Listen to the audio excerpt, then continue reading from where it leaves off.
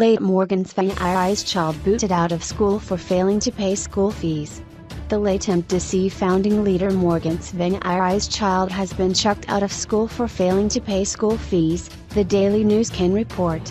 As a result, the mother of the child, born out of wedlock, has through her lawyers, written to the executors of the late former trade unionist's estate, asking for assistance, amid claims that Tsvangirai left nothing meaningful to his name.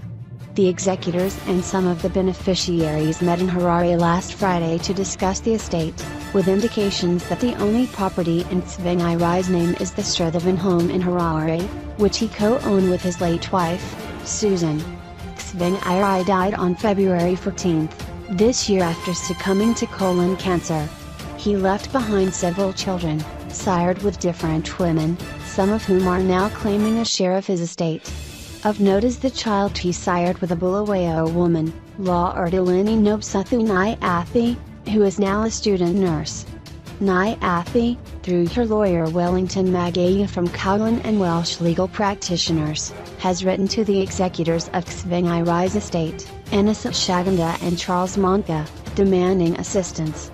In the letter, she reveals that Tsvangirai's minor child has been out of school for 4 weeks due to non-payment of fees, amounting to 28,800 rands. We act for Ethan Tsvangirai, a minor child and beneficiary of the estate of the late Tsvangirai. As you may be aware, the minor child is still in primary school and he depended solely on his father before his demise. The mother of the minor child is currently unemployed and has not been able to pay for the minor child's school fees. She is even struggling to feed the minor child, reads part of the letter dated May 15, 2018.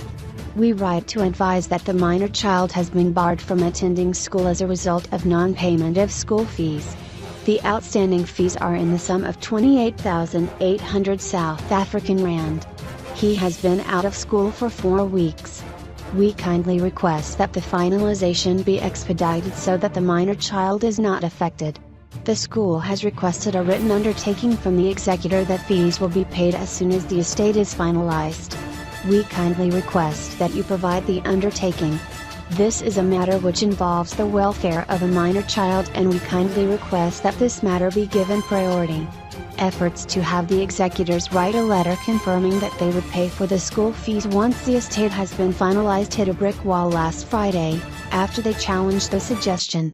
The Friday meeting was attended by Magaya, who was representing Ethan, Cephas Mavanto, representing Elizabeth Tsvangirai, who is Tsvangirai's surviving spouse, Brighton Pab, who represented Tsvangirai's brothers Manes and Collins, his children Gary Kai and Vincent as well as Tsvangirai's other wife Nabula Marilyn Ndaini. According to a source who attended the meeting, Ndaini, who claims to have been customarily married to the late former Prime Minister, is said to have a 10-month-old baby, whom she claims to be Tsvangirai's child.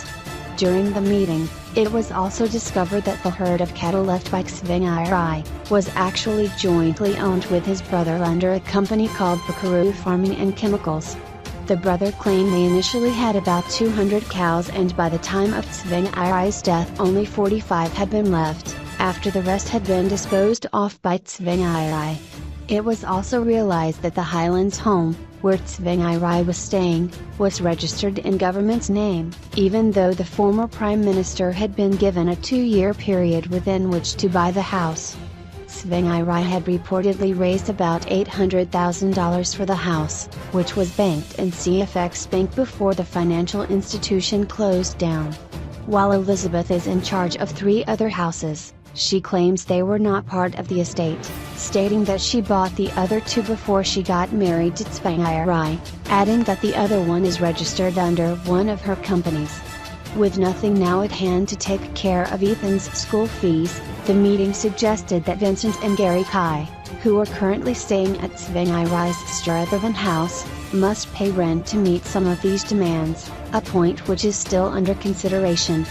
As it stands, there is nothing that any of the beneficiaries can clutch on to pay for school fees, because it is proving that the former Prime Minister left nothing meaningful to his name, a source close to the issue told the Daily News.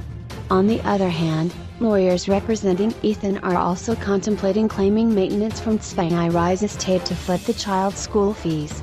Sources also told the Daily News that Elizabeth revealed during the meeting that the MDC had promised to periodically release money to the family, but the money was coming in dribs and drabs.